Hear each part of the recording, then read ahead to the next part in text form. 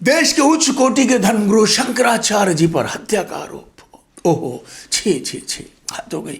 देश में ऐसा पहली बार हुआ था। जाहिर है देश में हंगामा होना वाजिब था। किसका मर्डर हुआ, किसने मर्डर किया, इस पर हम बाद में लौटेंगे, लेकिन आइए पहले चलते हैं राज्यसभा में, जहां श्रीमती सुषमा स्वराज ने इस मुद्दे को देश के साथ साझा किया।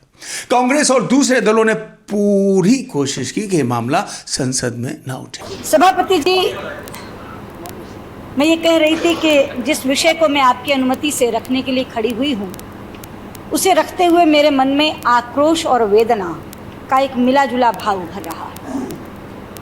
आक्रोश इसलिए है कि एक राज्य की सत्ता के द्वारा एक धार्मिक संस्था पर आक्रमण किया जा रहा है, और वेदना इसलिए है कि हमारे एक प्रमुख धर्मगुरु जेल में है।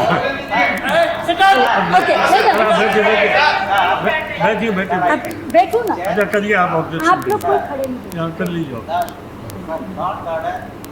State subject. Merits of criminal cases, especially the murder case, cannot be discussed in parliament. You know this. Sub judice. Kanchi कामकोठी पीठ के जगतगुरु शंकराचार्य जयेंद्र सरस्वती जी, जी हाँ, एक ऐसे संत जिन्होंने अपना पूरा जीवन साधना, सेवा और शिक्षा को समर्पित कर दिया था, लेकिन एक दिन एक बड़ी राजनीतिक साजिश ने सब कुछ बदल कर रख दिया। 11 नवंबर 2004, एक तारीख जो मैं समझता हूँ कि भारतीय धर्म और न्याय व्यवस्था के इतिहास में हमेशा काले अक्षरों से लिखी जाएगी। इस वीडियो के शुरू में ही मैं आपको ये बता देना चाहता हूँ कि शंकराचार्य जी और मेरे स्वर्गीय पिता मौलाना जमील अहमद इलियासी साहब के बीच आत्मीय संबंध थे।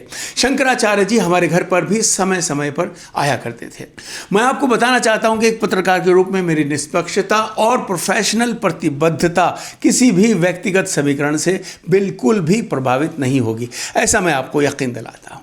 जी हाँ, आइए अब हम पहली बार उजागर करते हैं इस पूरी कहानी का असली चेहरा, श्रीमती सोनिया गांधी, तत्कालीन कांग्रेस अध्यक्षा, धर्म, क्रिश्चियनिटी। YSR यानी राजशेखरा रेड्डी, कांग्रेस के तत्कालीन आंध्र प्रदेश के मुख्यमंत्री, धर्म, क्रिश्चियनिटी। जयललिता यानी तमिलनाडु की तत्कालीन मुख्यमंत्री। इस कहानी को सुनते वक्त ये 3 नाम आप याद रखिए।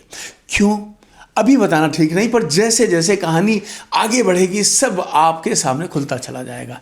जयललिता यानी तमिलनाडु की तत्कालीन मुख्यमंत्री, कभी वो भी शंकराचार्य जी की शिष्या रही थी, लेकिन कहते हैं ना कि राजनीति में कोई भी रिश्ता परमानेंट नहीं होता।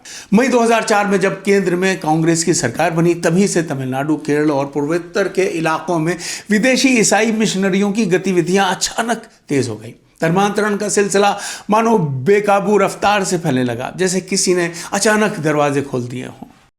जब तमिलनाडु के गरीब और मजदूर लोगों को कुछ मिशनरियां लालच, पैसे और इलाज के नाम पर धर्म बदलने को मजबूर कर रही थी, तो शंकराचार्य जी चुप नहीं बैठे। उन्होंने जयललिता सरकार को आगाह किया, लेकिन राजनीतिक मजबूरियों के चलते उन्होंने मिशनरीज के खिलाफ कोई ठोस कार्रवाई नहीं की। शंकराचार्य जी ने अब आवाज़ उठानी शुरू की। उन्होंने सिर्फ तमिलनाडु में नहीं बल्कि केरल और नॉर्थ ईस्ट में भी धर्मांतरण के मुद्दे को सख्ती से उठाया, और इसके चलते वो जयललिता से नाराज हो गए। इस दौरान जयललिता भी उनकी नाराजगी से खुश नहीं थी। केंद्र में उस दौरान प्रधानमंत्री डॉक्टर मनमोहन सिंह प्रधानमंत्री थे और सोनिया गांधी कांग्रेस की अध्यक्षा थी। शिवराज पाटिल थे भारत के गृह मंत्री।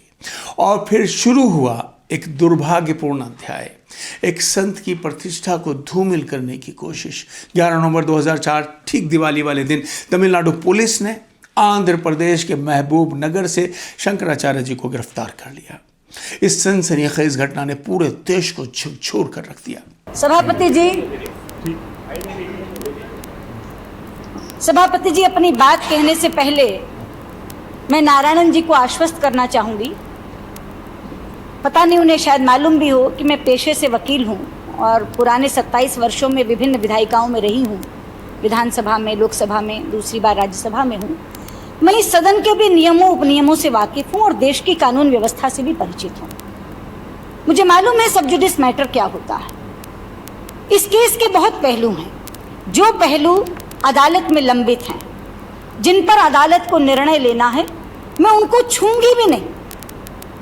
लेकिन मैं एक निवेदन नारायण जी से भी करना चाहती हूँ कि इस तरह के विषयों को उठाने के लिए ब्लैंकेट बैन, पूर्ण प्रतिबंध लगाने की परंपरा न डालें, वरना इन्हें एक दिन पछताना पड़ेगा। पता नहीं कब इनके अपने नेता इस तरह के दुर्व्यवहार के शिकार हो जाएं, तब ये अपने बुने हुए जाल में फंस जाएंगे। लोग इन्हें इन्हीं की कही बातें याद कराएंगे।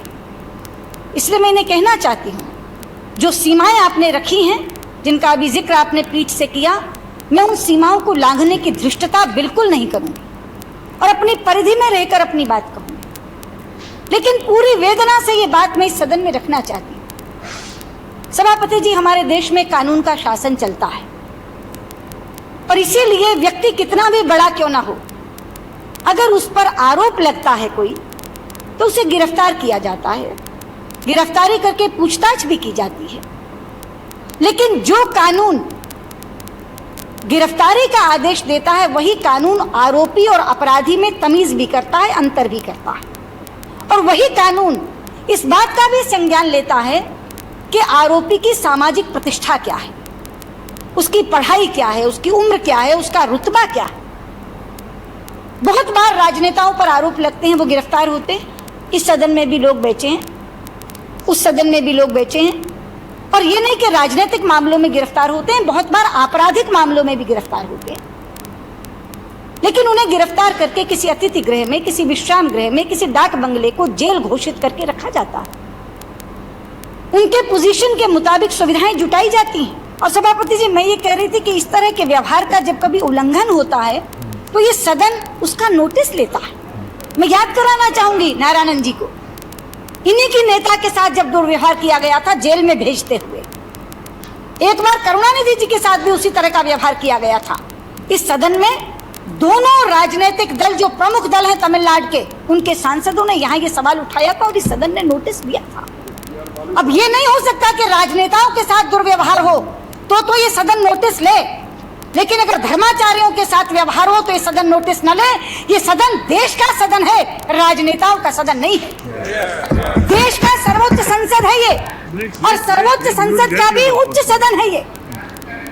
और सभापति जी केवल राजनेताओं की बात नहीं करती, जब पत्रकारों पर आरोप लगते हैं तब क्या कहा जाता है। अभी तमिलनाडु में हुआ, हिंदू के एडिटर एनराम जब गिरफ्तार हुए, क्या कहा गया, वो एक सम्मानित संपादक हैं, इसलिए उनके साथ भद्रता का व्यवहार होना चाहिए।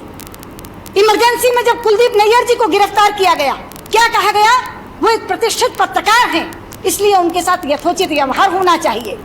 जब उद्योगपति गिरफ्तार होते हैं, तो कहा जाता है कि वो देश के बड़े प्रतिष्ठित उद्योगपति हैं।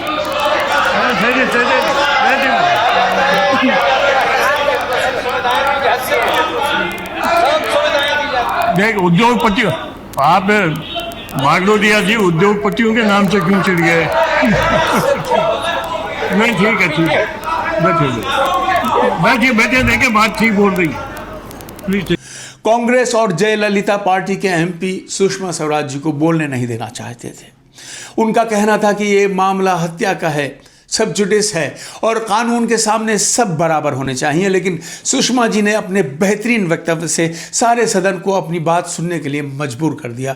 उनके मुंह से निकली हर बात उनके दिल से निकली जान पड़ती थी। माननीय सदस्य, एक बात का ध्यान रखें। एक मिनट बैठिए, प्लीज सिट डाउन। एक बात का ध्यान रखें कि ऐसे मसले सभी पार्टियों के माननीय सदस्य उठाते हैं। मैं समझता हूँ कि ये बोलने उसके बाद में आपको कोई आपत्तिजनक बात हो तो मैं आपको अलाउ करूँगा, उनको बोलने दीजिए। धन्यवाद सभापति जी, अच्छा है यहाँ गृह मंत्री बैठे हैं, क्योंकि यहाँ पर केंद्र सरकार की भी भूमिका आती है। क्योंकि उनको तमिलनाडु से गिरफ्तार नहीं किया गया, तमिलनाडु के किसी नगर से भी गिरफ्तार नहीं किया गया। उन्हें गिरफ्तार कहाँ से किया गया? आंध्र प्रदेश से, महबूब नगर आंध्र प्रदेश में है। और आप जानते हैं कि हमारे देश का कानून ये कहता है कि अगर एक राज्य की पुलिस दूसरे राज्य में जाकर किसी को गिरफ्तार करती है तो उस राज्य की पुलिस का सहयोग लिए बिना नहीं कर सकती। तो तमिलनाडु पुलिस ने संपर्क साधा आंध्र प्रदेश की पुलिस से। अब इतने बड़े व्यक्ति की गिरफ्तारी थी, आंध्र प्रदेश के पुलिस अधिकारी सीधे तो नहीं सौंप सकते थे, तो पुलिस अधिकारियों ने संपर्क साधा चीफ मिनिस्टर से और उनसे कहा सर ऐसी ऐसी बात है, इनको लेने आए। ये इतना बड़ा मसला था कि आंध्र प्रदेश के मुख्यमंत्री भी स्वयं निर्णय नहीं कर सकते थे। इसलिए बकौल उनके, मैं नहीं कह रही हूँ, बकौल मुख्यमंत्री आंध्र प्रदेश के उन्होंने दिल्ली से संपर्क साधा। मुझे नहीं मालूम उनकी बात किससे हुई, लेकिन ये बात साफ है कि अगर मुख्यमंत्री बात कर रहे हैं तो किसी बड़े से बात की होगी, गृह मंत्री से बात हुई होगी, प्रधानमंत्री से बात हुई होगी, या उनसे ऊपर बड़े किसी से बात हुई होगी, मुझे नहीं मालूम। शंकराचार्य जी के मठ में आखिर किसकी हत्या हुई थी, किसने हत्या की थी और क्यों की थी? कौन था वो जो सबके बीच रहकर भी छिपा रहा? जानिए हर परत हर राज अगले एपिसोड में। शिव प्रकाश शुक्ला की रिकॉर्डिंग्स जल्दी आने वाली हैं, लेकिन इसके लिए आपको थोड़ा सा इंतज़ार करना होगा। हमारी गलती है कि हमने ये चैनल लेट शुरू किया है, लेकिन मैं ये जानता हूँ कि आपके आशीर्वाद, आपकी मदद और आपके सहयोग से बहुत जल्द आपका ये चैनल भारत का नंबर 1 चैनल होगा। Thank you so much for watching India's most wanted. Remember, together we can and we will make a difference. Goodbye for now.